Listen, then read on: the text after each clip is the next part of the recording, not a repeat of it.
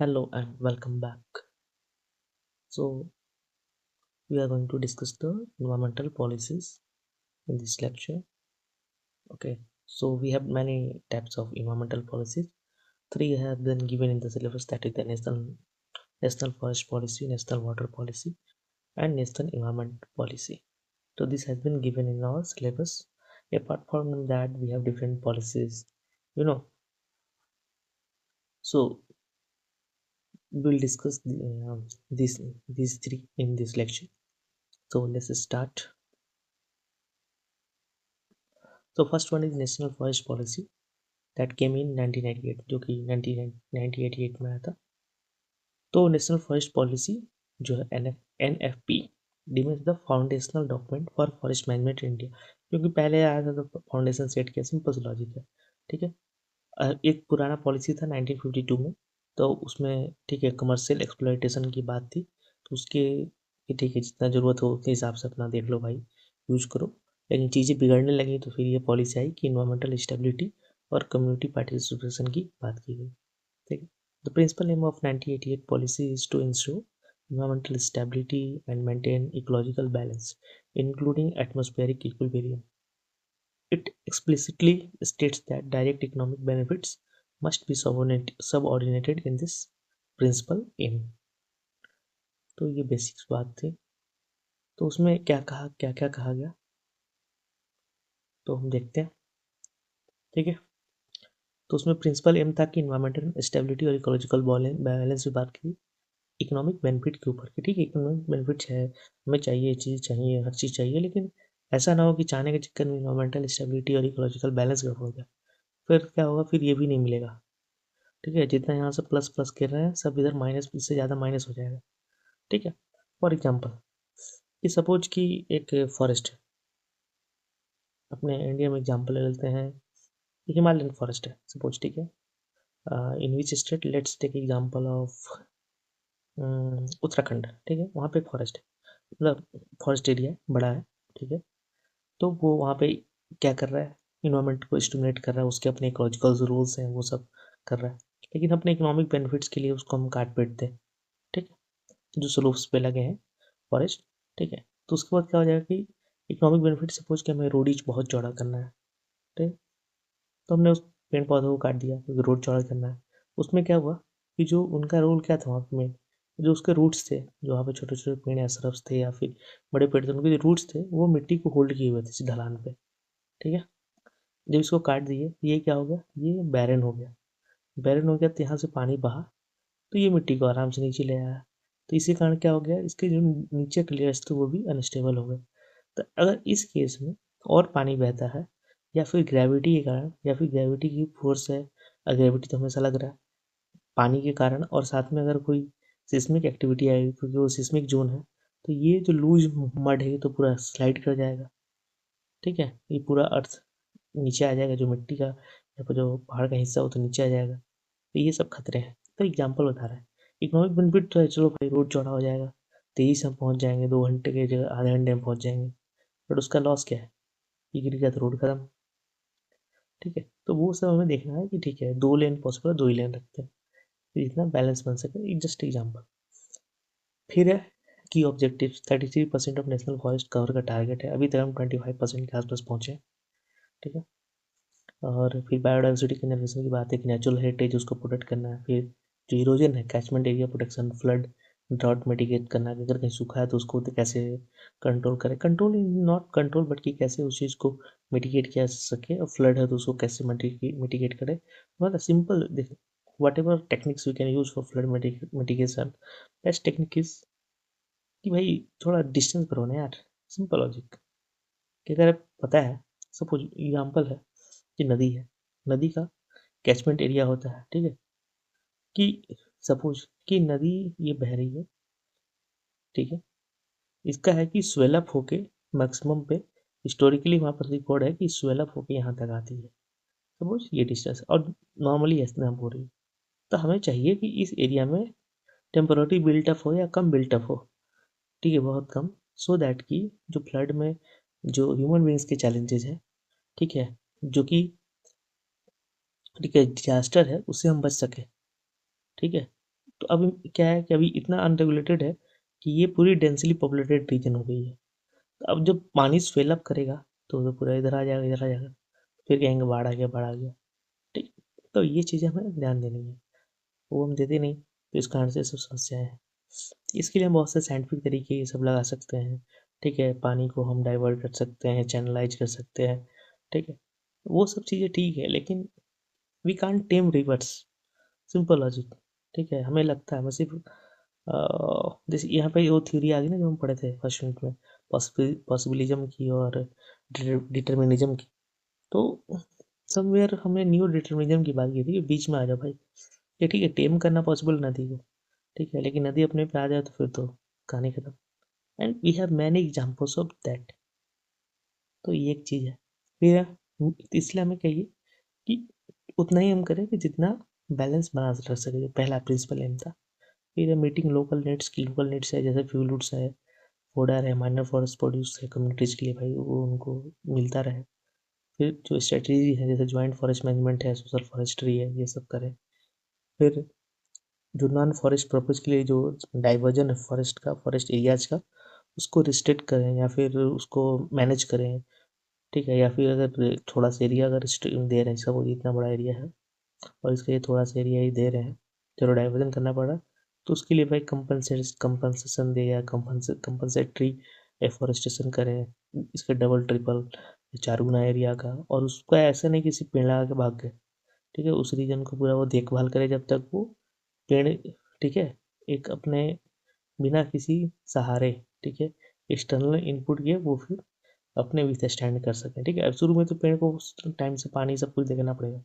ठीक है, तो ये सिस्टम धीरे धीरे जो हम पढ़ते हैं ना उसमें क्या, किसी यूनिट में पढ़ते हैं। ठीक है, जो इस जो हमारा इकोलॉजी का सक्सेशन का है, ये जब ये बैलेंस्ड में आ गया, अपना खुद से अपना साइकिल सब कुछ चल रहा है, फिर आप तब तक देखभाल करो। और जो कौन किसको करना चाहिए जिम्मेदारी, जो ये डाइवर्ट कर रहा है। ठीक है, मोस्टली अगर गवर्नमेंट करे तो गवर्नमेंट भाई ध्यान रखे, पब्लिक स्क्रूटनी हो, तो वो अपने यहाँ नहीं होता है, दिक्कत यही है। फिर इसमें कुछ कुछ अमेंडमेंट्स है जैसे कि limits protection to be notified recorded forest land. ठीक है, क्योंकि फॉरेस्ट कंजर्वेशन एक्ट आया ना अमेंडमेंट 2023 का, तो उसमें कुछ कुछ चीज़ें, उस पॉलिसी में कुछ कुछ चीज़ें हैं, मतलब एक्ट में चेंजेस है, तो एक्ट पॉलिसी का ही पार्ट है। ठीक है, तो जो सिक्योरिटी एग्जाम्पन है कि 100 kilometre border zone for strategic product. ठीक है, इस और जो स्ट्रेटेजिक जोन है वहाँ पे कुछ कुछ परमिशंस दी गई। फिर जू सफारी में इको टूरिज्म को, ठीक है, और फिर इंफ्रास्ट्रक्चर में बात की गई, ये small road side strategic project को एग्जाम्पन दिया गया। जो हमारा करंट रेट है, जो ISFR का डेटा है, ठीक है, तो उसमें हमें क्या मिला है, जो कि 23-24 का डेटा जो 25 में आता है, हर 2 साल पे होता है। तो ग्रीन कवर 25.17% है, कार्बन सिंक कमिटमेंट है जो कि हम बोले हैं कि 2030 तक हम करेंगे, 2.5 से 3.5 बिलियन तक। फिर ड्राफ्ट पॉलिसी प्रपोज की गई है, तो उस पर भी केस चल रहा है सुप्रीम कोर्ट में। फिर कैंपेन है, आया था एक पेड़ माँ के नाम, मैसिव एफोरेस्टेशन की जो स्कीम थी स्टेट्स वाइज नेशनल वाइज हर जगह चला था। तो लेट्स सी वो सब चीज़ें कैसे इवॉल्व होती हैं। फिर जो लेटेस्ट अमेंडमेंट बात की तो फॉरेस्ट कंजर्वेशन एक्ट में आया था। ठीक है, तो उसमें जो, ठीक है, फॉरेस्ट कैसे डिफाइन किया जाएगा ये सब बातें की थी। तो limits the act protection primarily to land notified as forest under the Indian forest act और recorded such as forest government records. Security exemption क्या मिला था कि फॉरेस्ट लैंड अगर है within 10 kilometre of international borders, तो उसको divert किया जा सकता है स्ट्रेटेजिक लीनियर प्रोजेक्ट्स जो बनाने हैं अपने से इंपॉर्टेंट। लीनियर प्रोजेक्ट मतलब जैसे सिर्फ एक रोड ले जाना है, रेल लाइन ले जाना है, उसके लिए विदाउट सेंट्रल क्लियरेंस नहीं चाहिए।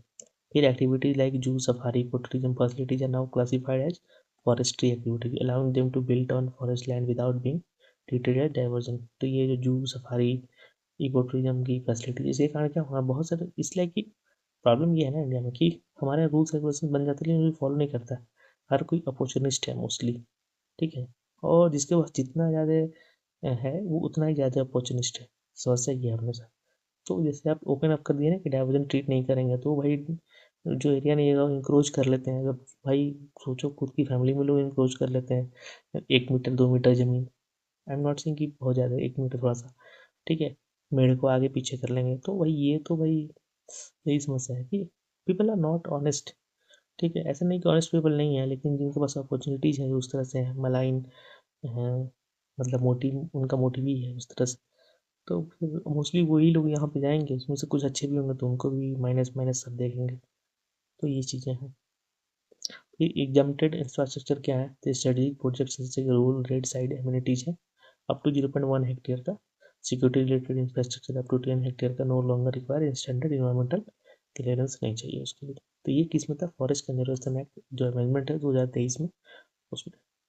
फिर जो एस एफ आर का डेटा है वो बताता है कि मैं 3.5% का टारगेट है, लेकिन भाई बहुत धीरे धीरे जा रहा है, 25.17% तक बढ़ा है। उसी उसमें भी मैं देख पढ़ रहा था थोड़ा डिटेल में, like you will remember this for exam, but if you look into data तो उसमें कुछ कुछ चीज़ें बदली गई हैं, कैलकुलेशन स्कीम्स, उसके कारण इतना आया है। फिर कार्बन सिंक की बात है, ठीक है, कि लिमिटेड इंडिया कितना कार्बन सिंक बनाएंगे। एक पेड़ माँ के नाम का जो था चल रहा था इनिशिएटिव, जो कि 1.4 बिलियन सीडलिंग्स प्लांट किया गया, लेकिन उसके बाद, ठीक है, उसके बाद उसके बाद सीडलिंग्स के बाद कोई रिपोर्टिंग नहीं होती है कि कितने उसमें 1.4 बिलियन से कितने बचे। 50% भी ओवर हो गया तो भाई बहुत है। मतलब मेरे हिसाब से तो सक्सेसफुल भी मैं मानूंगा, जिस तरह की एपैथी है इन्वायरमेंट को लेकर इंडिया में, तो उसके कारण बहुत सारे चैलेंजेस फेस करने पड़ रहा है। People will ask, like common people will come to know, क्योंकि जब खुद पे आ पड़ती है ना तो फिर चीज़ें समझ में आती हैं। तो वो जब वो सब जगह ऐसी होता है, सब जगह यूएस में भी और यूरोपियन कंट्रीज में सब जगह ऐसी, वहाँ पे भी अभी दिखता है ना यूरोपियन कंट्रीज हम साफ सुथरी ऐसे दिखती है एकदम clean.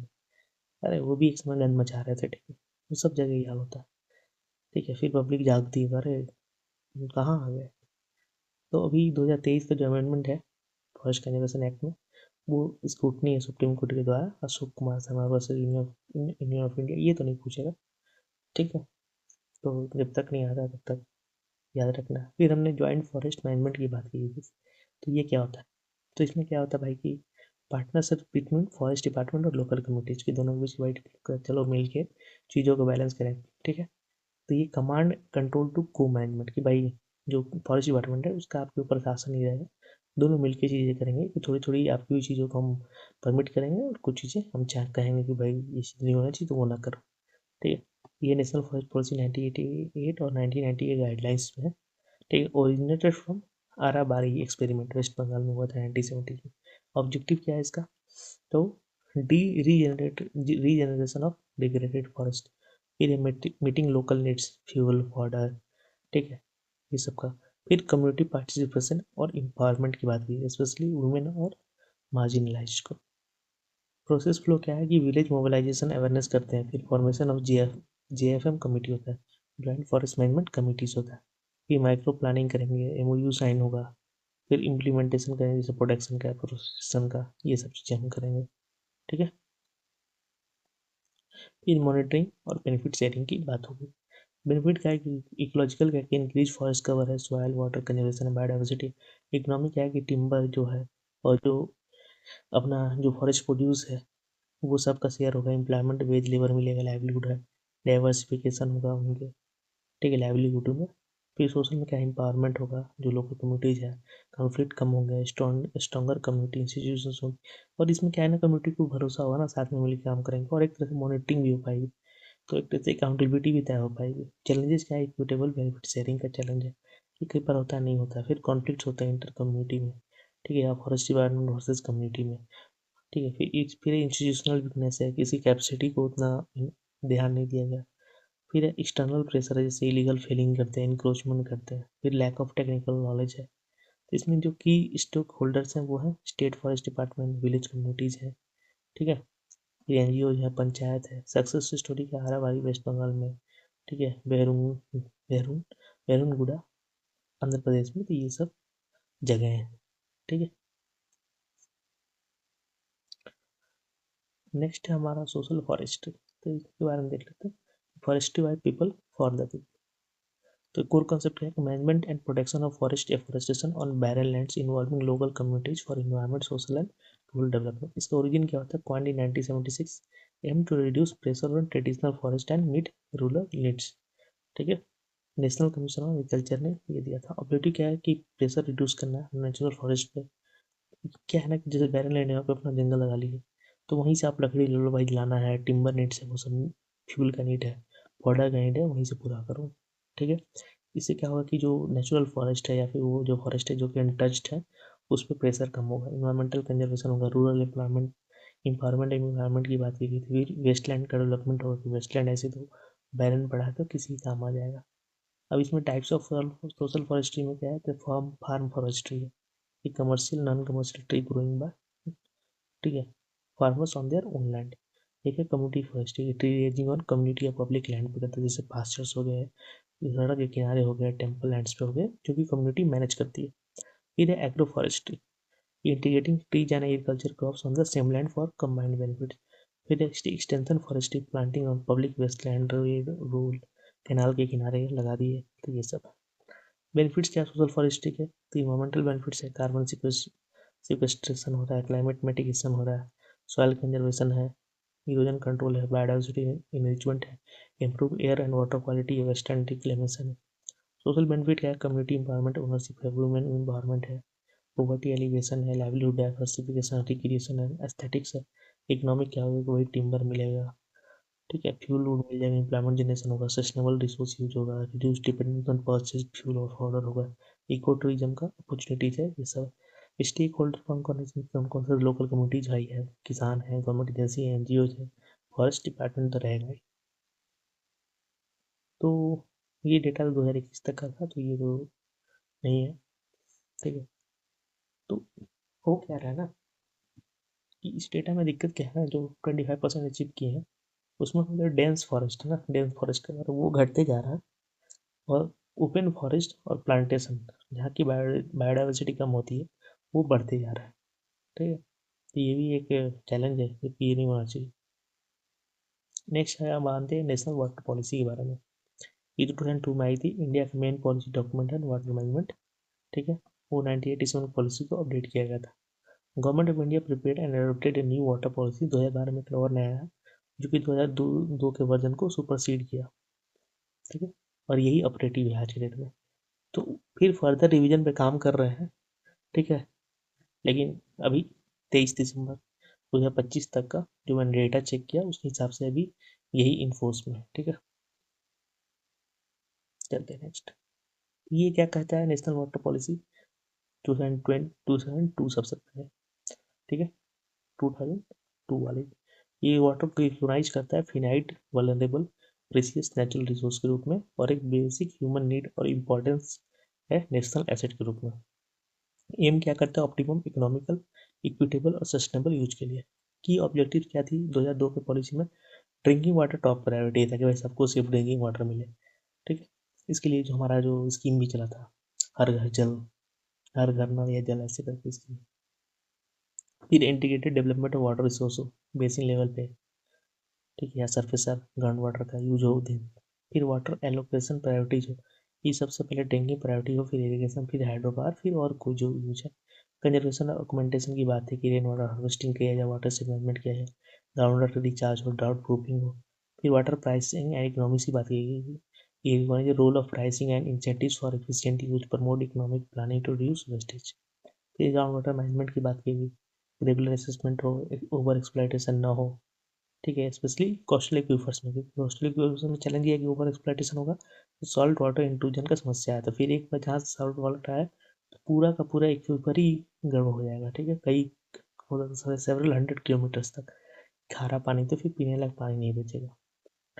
Need for regulatory framework, pollution control और इन्वायरमेंटल फ्लोज के बारे में बात की गई, इंपॉर्टेंट मेंटेन करना है मिनिमम फ्लोज को इकोसिस्टम के लिए। फिर इंस्टीट्यूशनल फ्रेमवर्क की है, advocated river basin organisations, participatory management है। फिर इंटरस्टेट ट्रांसबाउंडरी जो इशूज़ है, नदियों को लेकर लड़ाई झगड़ा है, ठीक है, उसकी सोल्यूशन लाया जाए कुछ ना कुछ मीडिएशन के through.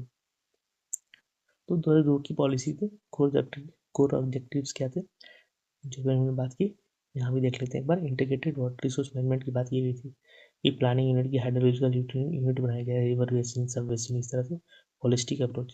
Priority of water allocation, drinking का था, उसका इरीगेशन, हाइड्रो पावर, इकोलॉजी, ऐसे करके था। ग्राउंड वाटर रेगुलेशन की थी, ओवर एक्सप्लॉइटेशन ना हो, आर्टिफिशियल रिचार्ज हो, सिस्टम मैनेजमेंट और पार्टिसिपेटिव अप्रोच किया था, स्टेक होल्डर लोकल कम्युनिटीज को इन्वॉल्व करो, वाटर यूजर्स एसोसिएशन बनाओ। फिर प्राइवेट सेक्टर का पार्टिसिपेशन का था कि पब्लिक प्राइवेट पार्टनरशिप हो प्लानिंग और मैनेजमेंट रूल्स में।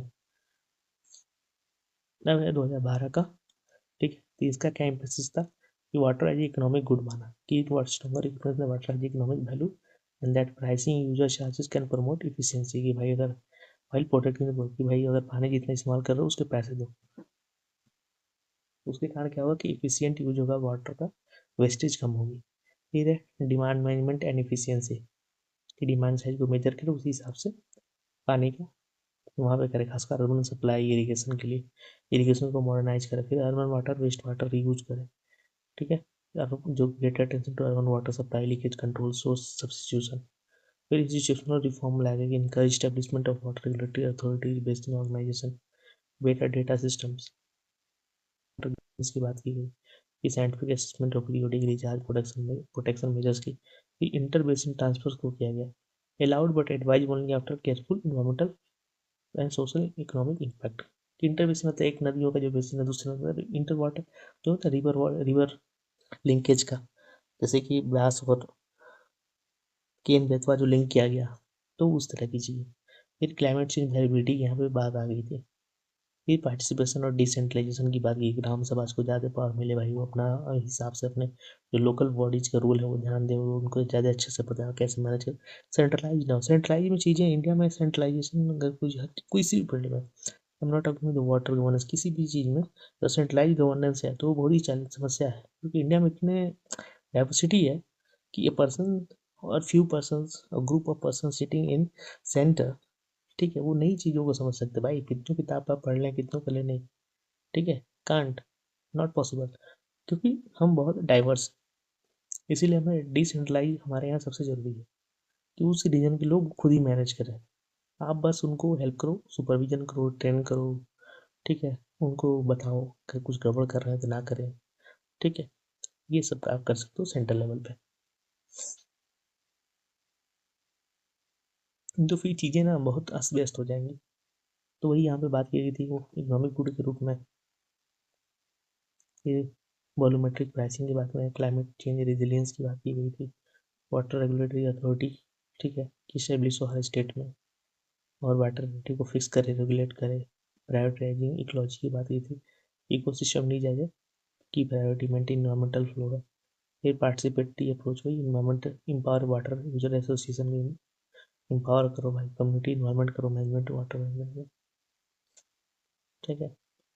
आपको भी सर्च करना ना वाटर मैन ऑफ राजस्थान, आप पढ़ना उनके बारे में, ठीक है।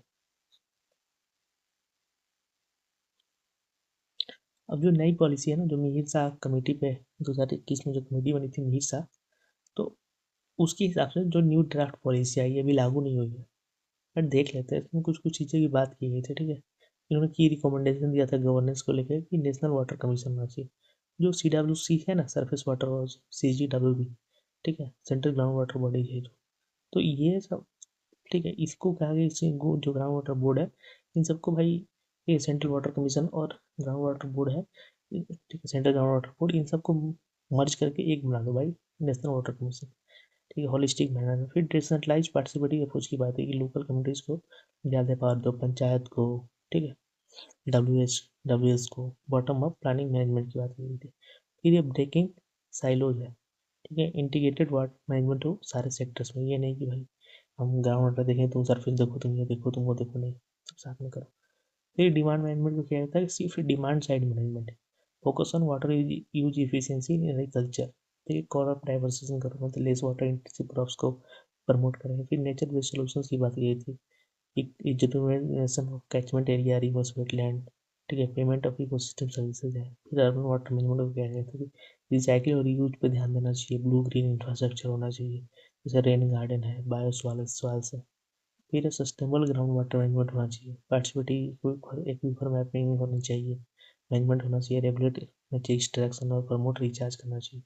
फिर लीगल और इकोनॉमिक एस्पेक्ट्स में उन्होंने बोला कि राइट्स ऑफ रिवर एक्ट होना चाहिए, प्रपोज किया था उन्होंने, रिकॉग्नाइज करो rights of river to flow meander and meet the sea. फिर वाटर क्वालिटी प्रायोरिटी के बारे में बात की गई थी, फिर इकोनॉमिक वैल्यूएशन प्राइसिंग के बारे में बात की गई थी। कोर प्रिंसिपल क्या थे? Agility, resilience, flexibility, ecological integrity, equity, decentralisation. ठीक है, तो उनकी ये कमेटी बनी थी, तो उन्होंने बोला था कि ये होना चाहिए। ठीक है, तो अभी पॉलिसी ट्रांजिशन की बात चल रही है, जो कि है मतलब ड्राफ्ट में बात की गई कि कमेटी का हम जो जो आया था उसमें से रिकमेंडेशन सारे तो नहीं मानेंगे, पर ठीक है। फिर water prevention and control pollution amendment act 2024 का था, उसमें जो माइनर वायलेशन थे उसको डिक्रिमिनलाइज किया गया। इस एक्ट में water pollution prevention and control pollution act है। फिर सेंट्रल ओवरसाइट ऑन जो स्टेट, ठीक है, पॉल्यूशन कंट्रोल बोर्ड से उनके अपॉइंटमेंट से ओवरसाइट को सेंट्रल ओवरसाइट बढ़ाई गई, मॉनिटरी पेनल्टी ज़्यादा किया गया। फिर जल जीवन मिशन है, जो कि जल जीवन मिशन वो नल वाला, हर घर नल का जल जीवन मिशन कि 100% functional house hold tap connection हो जाए। फिर अमरूद 2.0 आया कि सिटीज़ को वाटर सिक्योर बनाया रिसाइकलिंग की तरफ। फिर डिजिटल वाटर मैपिंग की बात है कि जो एक्वीवर मैपिंग है वो सब डेटा ड्रिवन हो। तो इसमें जो प्रायोरिटी थी वही बात है, तो ये ध्यान रखना कि अगर बात है प्रायोरिटी, इसको पहले ड्रिंकिंग है, इरीगेशन, फिर हाइड्रो पावर, फिर इंडस्ट्रियल, फिर दूसरे हैं। ठीक है, तो ये सब चीज़ें हैं।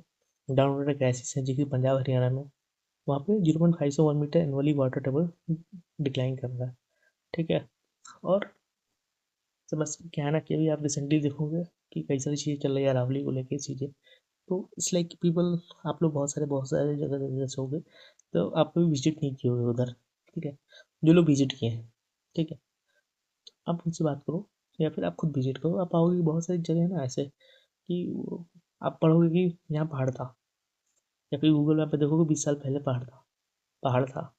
ठीक है, फॉरेस्ट ये सब था, कुछ भी जो भी पेड़ पौधे हैं। ठीक है, ड्राई डेसिडुअस या फिर कह सकते हैं, ठीक है, सेमी एरिड फॉरेस्ट टाइप। तो लेकिन अब वो पहाड़ी नहीं है, प्लेन है आज के डेट में, आपको लगेगा कि नहीं यार आपको पता भी नहीं चलेगा। तो वही है, अभी अरावली की इशूज़ बहुत ज़्यादा है। प्रॉब्लम क्या है ना कि अरावली की इशूज़ में कैसे समझाऊँ जोग्राफिकली।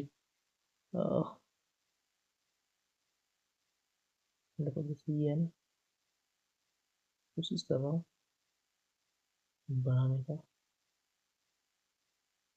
ठीक है, बस यहीं तक, तो यहाँ तक समझो आप। तो अरावली कहाँ से, यहाँ से मान लो ये दिल्ली है, तो यहाँ से यहाँ तक है। ठीक है, तो ये है, जो हवाएं आती है ना, और यहाँ पे हमारा हिमालय, हवाएं जब इधर से आती है ना, मानसून मीन्स यहाँ से आती है, इसके पैरेलल बहती है, लेकिन ये क्या होता है ना कि इसके कारण भले हाइट कम है, उनकी स्पीड थोड़ी स्लो हो जाती है। थोड़ी इधर बारिश हो जाती है, फिर स्लो स्पीड के कारण ये स्लो स्पीड हो जाती है, तो यहाँ हो जाकर फिर हिमालय से टकराती है, तो यहाँ बारिश होती है। लेकिन कुछ कुछ बारिश यहाँ भी हो जाती है। ठीक है, यहाँ पे फिर मॉइस्चर उतना नहीं पहुँचता, अगर ये नहीं रहे तो पूरी की पूरा हवा सीधे जाएगी हिमालय से टकराएगी, और ये उत्तराखंड और ये वाला रीजन है ना, उत्तराखंड खासकर यहाँ पूरा बहुत बाढ़ है। सेकेंड चीज़ क्या है ना कि ये जो डेजर्ट आप जाओगे ना यहाँ पे विजिट करना, तो इधर आप देखोगे कि अलग तरह के लोग रहते हैं। लोग नहीं मतलब लोग तो वैसे ही नहीं मिलेंगे, कि थोड़े खान पान चीज़ें अलग हैं, लैंड भी अलग तरह से दिखेगा, इसके जैसे कि इधर जाओगे दिखेगा कुछ ज़्यादा डेजर्ट टाइप है। ठीक है, तो वो इसका और ज़्यादा तो पूरा डेजर्ट ही है, तो वो ये प्रोटेक्ट करता है। अगर ये नहीं रहेगा ना तो ये डेजर्ट इधर तक एक्सपेंड करेगा, खासकर गर्मी के दिन में जब इधर से गर्म हवाएं आती हैं, तो ये थोड़ा रोकता है। नहीं तो फिर ये पूरा एरिया और झुलसेगा, और ये डेजर्टिफिकेशन और आगे बढ़ते जाएगा। और ये पहाड़ हटने के कारण ना, जैसे पहाड़ है ना, इनके भी इवेपोर ट्रांसपिरेशन आपने पढ़ा होगा, वो होता है, बारिश होता है, तो फिर यहाँ पे ना ग्राउंड वाटर एक्वीफर्स बहुत है, जिसके बारे में बात की फ्रैक्चर्ड तरीके से। तो क्या होगा कि वो रिचार्ज होते रहते हैं, ये नहीं रहेगा ना तो रिचार्ज भी नहीं होगी, सारे पानी तो बह के चला जाएगा। ठीक है, और भी चीज़ें हैं। फिर यहाँ पे अगर कल्चरल देखो तो सिम्बोलिज्म है, लोगों की आस्था जुड़ी हुई है। ठीक है, बहुत सारे राजा महाराजा हैं, उनके हमारे जो इतिहास जुड़ा हुआ है, तो अरावली को नष्ट करने से हम सिर्फ ये चीज़ें सब थोड़ी सी इकोनॉमिक बेनिफिट हो जाएगी कि थोड़ी माइनिंग कर लेंगे, ये मिल जाएगा वो मिल जाएगा, तो उस चक्कर में हम अपने हिस्ट्री के साथ खेल रहे हैं, अपनी हेल्थ के साथ खेल रहे हैं, इकोलॉजी के साथ खेल रहे हैं, क्लाइमेट के साथ खेल रहे हैं, सब कुछ। ठीक है, सिर्फ इसलिए जैसे है ना, जो फ्रेमवर्क है उसमें इकोनॉमी, ठीक है, सोशल और इन्वायरमेंट, एक ये फ्रेमवर्क होता है। तो हम इस इकोनॉमी के चक्कर में ये दोनों फ्रेमवर्क को लॉस कर रहे हैं, लेकिन होना रियलिटी में कैसे ये फ्रेमवर्क दिया गया है कि तीनों के बीच बैलेंस होना चाहिए। तो ये एक इशू है, कोई डिटेल में बात करेंगे कभी बाद में। चलते हैं फिर नेक्स्ट, नेशनल इन्वायरमेंट पॉलिसी। तो इंडिया ने अडोप्ट किया 2006 में कि जो इन्वायरमेंट डिग्रेडेशन है, ठीक है, तो वो भाई उसको एड्रेस किया जा सके और इकोनॉमिक डेवलपमेंट को परस्यू किया जा सके, ठीक है। ये मिनिस्ट्री ऑफ इन्वायरमेंट ने उसमें बनाया था, जो कि अब क्लाइमेट चेंज उसके साथ जुड़ गया है। To provide an overarching framework guidelines in guideline all sector policy related to environment. Policy emerged due to fragmented environmental governance था, weak information law enforcement of था कानून का, conflict है डेवलपमेंट और कंजर्वेशन के बीच में, need to internalise environmental cost था। और NEP officialises the constitutional mandate under article 48A और आर्टिकल 51AG फंडामेंटल ड्यूटीज और डीपीएसपी के अंदर जो हमारे इन्वायरमेंट से रिलेटेड, ठीक है, जो बातें कॉन्स्टिट्यूशन में लिखी गई हैं उसको ऑपरेशनलाइज भी किया नेशनल इन्वायरमेंट पॉलिसी ने। तो इसमें कहता क्या है कि bridging the conservation and development a balanced approach. तो इसमें कोर फिलोसफी कहता है कि इन्वायरमेंट कंसर्न्स को इकोनॉमिक और सोशल डेवलपमेंट को, ठीक है, इंटीग्रेट करना। Recognise the conservation is the best secured when dependent people obtain their livelihood from it. तो रिसोर्स इफिशिएंसी प्रमोट करना, पार्टनरशिप अप्रोच। ये ऑब्जेक्टिव क्या था, कंजर्वेशन ऑफ क्रिटिकल रिसोर्सेज, ठीक है, जैसे नेचुरल हेरिटेज, इकोलॉजिकल सिस्टम, उसको प्रोटेक्ट करना। इंट्रा जनरेशनल इक्विटी, कि भाई ऐसा ना हो कि ensure equitable access for poor community dependent on resources, plus हर जनरेशन के पास चीज़ें हों, ये नहीं कि हम यूज करके खत्म कर दिया, फिर है वो मतलब उसी जनरेशन के बीच में सबके पास हो।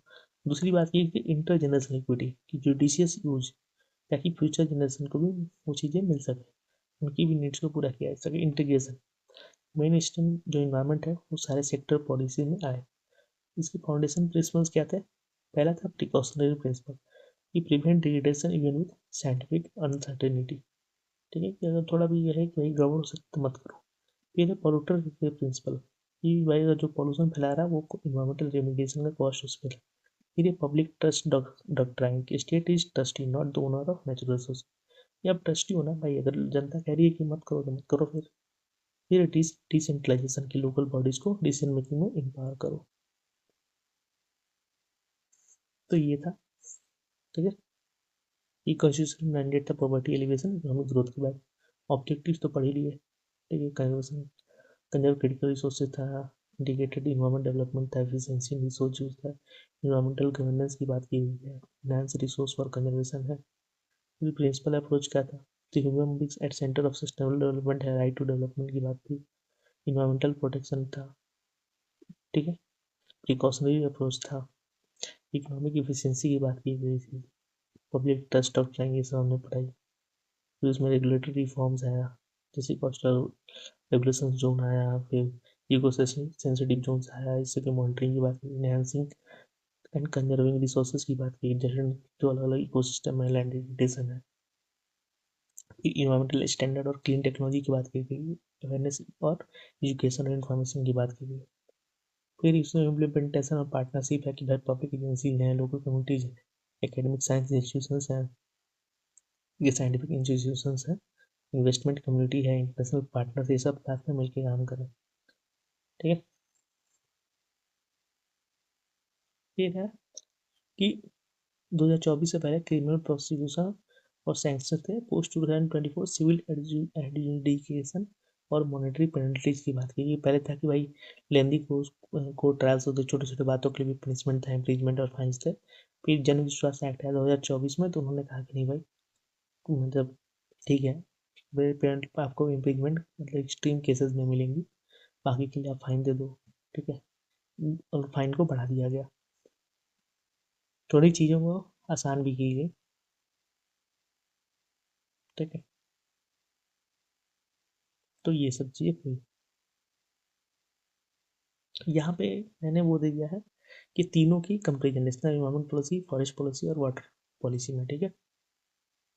तो यहाँ पे आप देख सकते हो 2006, 1988 और 2012 में लेटेस्ट है, ठीक है। सबकी मिनिस्ट्री क्या है, इन्वायरमेंट की, फॉरेस्ट, इन्वायरमेंट की क्या है, इन्वायरमेंट मिनिस्ट्री है, वाटर फॉरेस्ट पॉलिसी वाटर का कौन सा है, जल शक्ति है, याद रखना, मिनिस्ट्री ऑफ जल शक्ति, इन्वायरमेंट मिनिस्ट्री नहीं है। और सारे ये तो नहीं पूछेगा स्टैट्यूटरी और ये सब तो नहीं पूछेगा, बट सारे ही नॉन स्टैट्यूटरी है, ठीक है। पर्पज पूछ सकता है, तो सबका अलग अलग, वाटर है या फॉरेस्ट है, ये इन्वायरमेंट डेवलपमेंट का बैलेंस किया है, इंटीग्रेशन के बीच की बात है, ठीक है।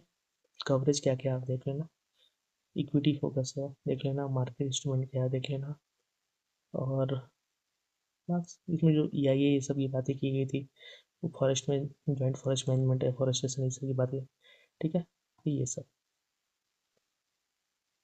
तो ये हमारे जो इन्वायरमेंटल पॉलिसीज तीन थी, वाटर फॉरेस्ट और इन्वायरमेंट की, वो हम कंप्लीट कर लिए, ठीक है। मिलते हैं नेक्स्ट लेक्चर में, और आप टेलीग्राम ज्वाइन कर लो, वहाँ पे मैंने नोट्स डालने शुरू कर दिए हैं, ठीक है।